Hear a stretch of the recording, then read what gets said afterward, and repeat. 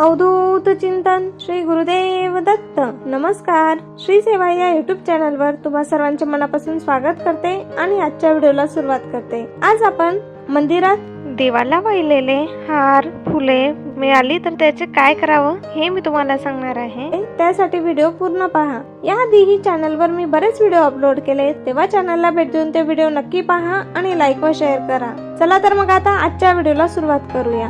तर पहा, बऱ्याच साधकांना हा प्रश्न हमखास पडतो, मंदिरात देवाला वाहिलेले हार फूल मिळाले तर त्याचे काय करावे। ग्रंथामध्ये याचे उत्तर दिले आहे। तर मंदिरात गेलेल्या लोकांना तेथील पुजारी प्रसादासोबत देवावर चढवलेले फूल किंवा हार देतात। देवाचा आशीर्वाद म्हणून लोक ते फूल घरी आणतात, पण ती फुलं आणि हार सुकल्यानंतर त्याचे काय करावे याबाबत चिंता होत असते। काहीतरी अशुभ घडण्याच्या भीतीपोटी लोक ते फूल आणि हार फेकून देत नाहीत। आपल्या शास्त्रामध्ये याचे समाधान दिले आहे। घरात ठेवण्यासाठी किंवा विसर्जित करण्यासाठी ग्रंथांमध्ये सांगितलेले विविध मार्ग आहेत। तर त्यामध्ये पहा, मंदिरात मिळालेले फूल आणि हार सर्वप्रथम दागिने आणि कपडे ठेवत असलेल्या घरातील कपाटात ठेवावे। प्रसादात जर फूल दिले असेल तर ते फूल तिजोरीत ठेवावे। फूल सुकल्यानंतर काय करावे यामुळे तुम्ही घाबरू नका।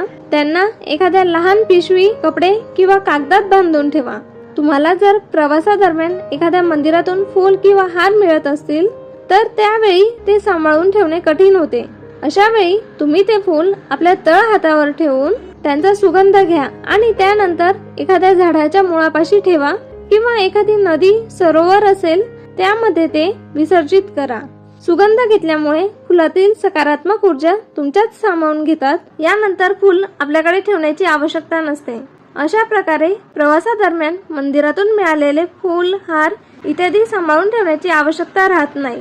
तर अशा प्रकारे आपल्याला हे मंदिरात मिळालेले प्रसादाचे फूल, हार अशा प्रकारे आपल्याला ठेवायचे आहेत। तर अशी ही माहिती होती। ही माहिती तुम्हाला कशी वाटली ते कमेंट करून नक्की सांगा। तसेच व्हिडिओला लाईक व शेअर करा, म्हणजे इतरांनाही त्याची माहिती मिळेल। आणि चॅनलला सबस्क्राईब करून बेल आयकॉनवर ऑल साठी क्लिक करा, म्हणजेच पुढे येणाऱ्या व्हिडिओचे नोटिफिकेशन तुम्हाला मिळेल। धन्यवाद। श्री गुरुदेव दत्त।